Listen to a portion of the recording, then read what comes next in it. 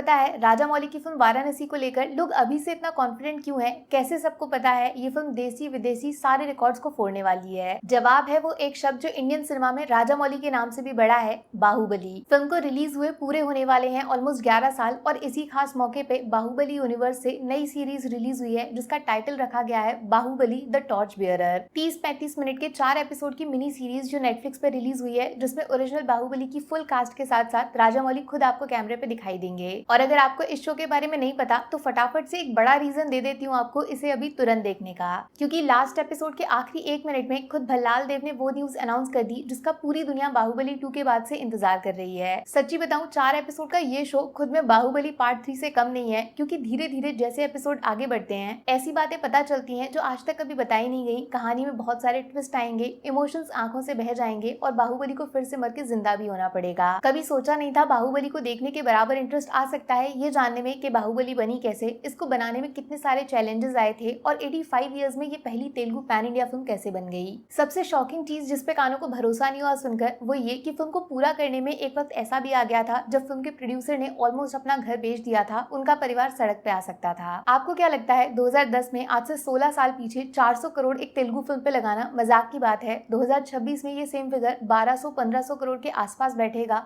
और उतने में भी कोई दूसरी बाहुबली नहीं बना पाएगा। और क्या आपको मालूम है बाहुबली जब रिलीज हुई थी तो पहले ही दिन तेलुगु मार्केट में लोगों ने इसे डिजास्टर घोषित कर दिया था। प्रभास के हाथों में झंडू बाम एडिट करके फोटोज चलाए गए थे। ये सब देखकर मुझे रियलाइज हुआ हम लोग हमेशा राजा मौली को क्रेडिट देते हैं उनके जीनियस विजन के लिए, बट बड़ा सा थैंक यू बोलना चाहिए हिंदी ऑडियंस को ऐसे सपने को सपोर्ट करने के लिए। ये नॉर्थ बेल्ट के रिव्यूज का नतीजा था कि बाहुबली का पार्ट 2 एक्चुअली में बन भी पाया, वरना कभी किसी को पता नहीं चलता कटप्पा ने बाहुबली को क्यों मारा। एक इंटरेस्टिंग बात बताऊं, करण जौहर को जितनी गाली पड़ती है बॉलीवुड ऑडियंस से, ये उनका ही बैक सपोर्ट था जिसने बाहुबली को हिंदी मार्केट तक पहुंचाया। और चूंकि बाहुबली के एक हफ्ते बाद सलमान खान की फिल्म बजरंगी भाईजान को रिलीज होना था, इसलिए पूरी टीम काफी डरी हुई थी, क्योंकि इससे पहले एक तेलुगु फिल्म ने हाईएस्ट कलेक्शन सिर्फ 20 करोड़ किया था नॉर्थ मार्केट से। तब किसने सोचा होगा फिल्म को देखने वालों की गिनती ही 10 करोड़ पहुंच जाएगी। और यहाँ पे इस शो का सबसे बेस्ट मोमेंट आया जब प्रभास ने बताया, उन्होंने एक मुंबई एक्सपर्ट से पूछा था फिल्म टोटल कितना बिजनेस करेगी, तो सबने 30 करोड़ का नंबर बोला था, जबकि प्रभास ने राजा मौली को चिल्ला के बताया था कम से कम इस फिल्म को हिंदी से 145 करोड़ तो कमाना ही चाहिए। और बाद में दोनों पार्ट्स ने सिर्फ हिंदी से 650 करोड़ का बिजनेस किया। ऐसी ही बहुत सारी यूनिक चीजें पता चलेंगी आपको हर नए एपिसोड में, जैसे कि ये विलन की बैक स्टोरी, इतने सारे एक्टर्स कहाँ से लाए गए थे, इनको सिर्फ खड़ा करने के लिए 100 एकड़ का सेट बनाया गया था रामोजी फिल्म सिटी में, जिसे कभी तोड़ा नहीं गया, क्योंकि आज भी डेली 3000 से ज्यादा लोग उस सेट को देखने आते हैं। ये असंभव से लगने वाले एक्शन सीन्स की बैक स्टोरी बहुत डरावनी है, क्योंकि सच्ची में लोगों के हाथ पैर टूट गए थे, एम्बुलेंस को बुलाना पड़ा था। ऐसे ही ढेर सारे अननोन सीक्रेट्स पता चलेंगे आपको, जिसमें सबसे बड़ा वाला एकदम लास्ट में रिवील हुआ जब देवसेना और बाहुबली के सामने भल्लाल देव ने साफ बोल दिया है चाहे कुछ भी हो जाए, कितना भी वक्त लग जाए, कम से कम एक बाहुबली और बनेगी। इससे बड़ा फिल्म का ऑफिशियल अनाउंसमेंट नहीं हो सकता, उत्सव की तैयारी करो।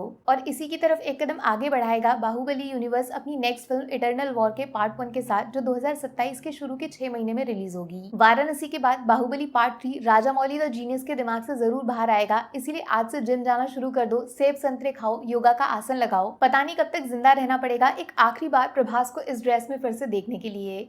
Take care.